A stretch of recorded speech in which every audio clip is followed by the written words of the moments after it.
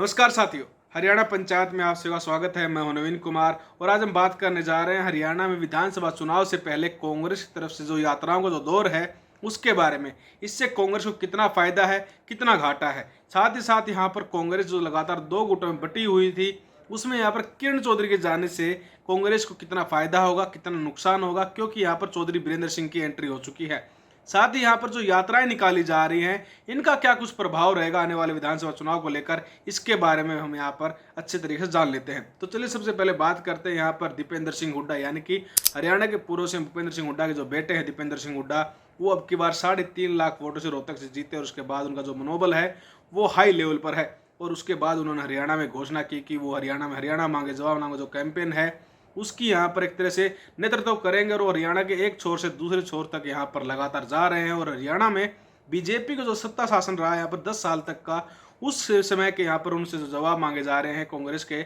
इन नेता यानी कि दीपेंद्र सिंह हुड्डा के द्वारा, वो राहुल गांधी की तरह व्हाइट टी शर्ट में हरियाणा में घूम रहे हैं और अपने कैंपेन के थ्रू यहाँ पर अपने जो समर्थकों की भीड़ है, जो कार्यकर्ताओं की भीड़ है, उसके थ्रू यहाँ पर हरियाणा सरकार से जवाब मांगने का काम कर रहे हैं। वहीं दूसरी तरफ हरियाणा में जो हुड्डा ग्रुप और जो कुमारी शैलजा ग्रुप की जो बातें लगातार चलती आ रही थी, उसमें एसआर के ग्रुप कहीं ना कहीं एक तरह से उनके जो तेवर थे वो ढीले पड़े, जब किरण चौधरी ने कांग्रेस का दामन छोड़कर, कांग्रेस का हाथ छोड़कर यहाँ पर बीजेपी में ज्यादा विश्वास जताया और उन्होंने मनोहर लाल खट्टर और नायब सिंह सैनी की अध्यक्षता में बीजेपी ज्वाइन कर ली थी। और उसके बाद लगातार एसआर के जो गुट था वो सिर्फ एसआर पर ही सिमट कर रह गया था। लेकिन अब यहाँ पर लोकसभा चुनाव के बाद यहाँ पर एक दौर और आता है जब चौधरी बीरेंद्र सिंह, जो हरियाणा की राजनीति के बड़े नेता रहे हैं और पहले वो कैबिनेट मंत्री भी रहे हैं और जो सांसद रहे हैं हिसार से, बृजेंद्र सिंह उनके पिताजी भी हैं, और उचाना की जो सीट है वहां पर लंबी चौड़ी उनकी पारिवारिक जो राजनीति है उसका दौर उन्होंने संभाला है। साथ ही साथ हरियाणा की राजनीति में लगातार सक्रिय रहे हैं और बीजेपी के साथ साथ कांग्रेस में उनका बड़ा मान सम्मान रहा है।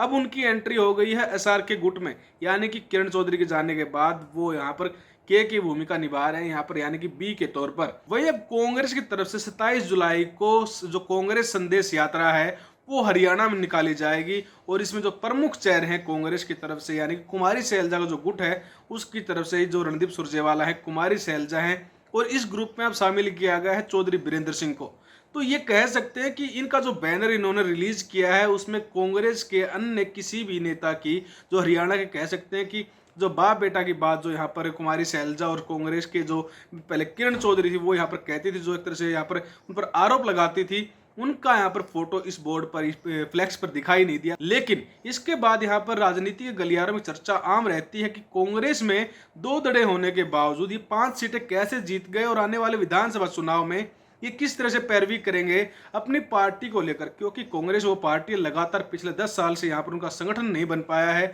उनके बार बार प्रदेश अध्यक्ष बदले गए, उनके यहाँ पर प्रभारी चेंज किए गए, लेकिन यहाँ पर वो अपने जो तरह से कहते हैं संगठन उनका वो नहीं बन पाया, जिसके कारण यहाँ पर हमेशा सत्ता पक्ष जो बीजेपी है, फिर जो अन्य क्षेत्रीय पार्टियां हैं वो उनके ऊपर हमलावर रहती है। कहीं ना कहीं कांग्रेस को भी इसके बारे में सोचने की जरूरत पड़ सकती है, क्योंकि विधानसभा चुनाव नजदीक है। लेकिन सबसे पहले हम बात कर लेते हैं इसके ऊपर कि कांग्रेस को कितना फायदा है, कितना घाटा है इन रैलियों से, क्योंकि यहाँ पर दो धड़ों में बटकर अगर कोई भी चीज, जो कहते हैं कि दो नाव में अगर आप सवार होगे तो आप दरिया जो है वो पार नहीं कर पाओ, और कांग्रेस के साथ भी कुछ ऐसा हो सकता है अगर इस समय रहते नहीं संभले तो। हम इस बात की चर्चा इसलिए कर रहे हैं क्योंकि इसमें फायदे और घाटे के साथ साथ यहाँ पर एक चीज और है, वो ये है कि आप यहाँ पर विश्वसनीयता जो है यहाँ पर लोगों की वो भी खो देते हैं। अब वो कांग्रेस की संदेश यात्रा को हर शहर में लेकर जाएंगे, लेकिन यहाँ पर सबसे जो मानने वाली बात है वो ये है कि वो कहीं ना कहीं कुमारी शैलजा, यहाँ पर रणदीप सुरजेवाला और चौधरी बीरेंद्र सिंह के साथ मिलकर कांग्रेस को ही मजबूत करने का काम कर रही हैं। क्योंकि यहाँ पर कांग्रेस की तरफ से जो लगातार सूत्रों के हवाले से खबर आ रही थी कि कांग्रेस हाईकमान की तरफ से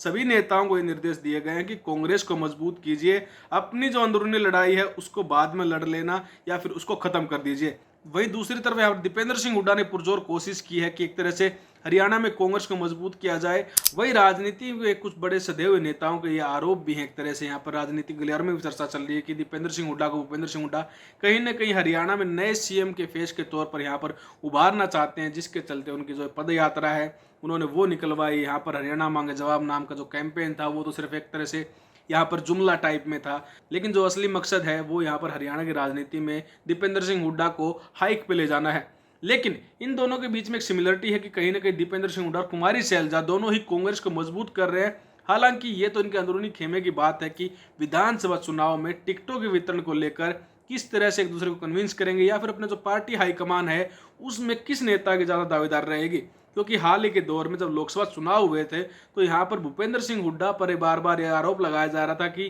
टिकट वितरण में उनकी मनमानी चली है, और अगर ऐसा ही यहाँ पर विधानसभा चुनाव में होता है तो कहीं ना कहीं कांग्रेस को इस बात का घाटे की बजाय फायदा ज्यादा रह सकता है। क्योंकि भूपेंद्र सिंह हुड्डा की तरफ से सेलेक्ट किए गए अधिकतर नेताओं में से 4 यहाँ पर सांसद चुने गए, जिनमें उनके बेटे दीपेंद्र सिंह हुड्डा भी हैं। यहाँ पर हम बात करें अगर वरुण चौधरी की, जो वरुण चौधरी मुलाना है अंबाला से जो सांसद चुने गए हैं, साथ ही यहाँ पर जेपी जो है उनका भी नाम इस कैटेगरी में आता है। और इसके साथ साथ यहाँ पर सतपाल ब्रह्मचारी, जिनके बारे में बार बार कहा जाता है कि भूपेंद्र सिंह हुड्डा बड़े निजी हैं, क्योंकि 2019 में जब लोकसभा चुनाव हुए थे तो भूपेंद्र सिंह हुड्डा खुद सोनीपत से चुनाव लड़े थे और वहां से वो हार गए थे। और अगर विधानसभा चुनाव में ऐसा ही होता है तो कहीं ना कहीं कांग्रेस को मजबूती मिलेगी। लेकिन शैलजा का जो पक्ष है, यहाँ पर कुमारी शैलजा का जो ग्रुप अब यहाँ पर बीआरएस बन गया है, यानी कि चौधरी बीरेंद्र सिंह यहाँ पर और कुमारी शैलजा और रणदीप सुरजेवाला, उनके इस ग्रुप का भी एक तरह से जनाधार जो है वो कांग्रेस को मजबूती पहुंचाएगा। क्योंकि हरियाणा के जब लोकसभा चुनाव हुए थे तब इसमें देखा गया था कि जो भूपेंद्र सिंह हुड्डा है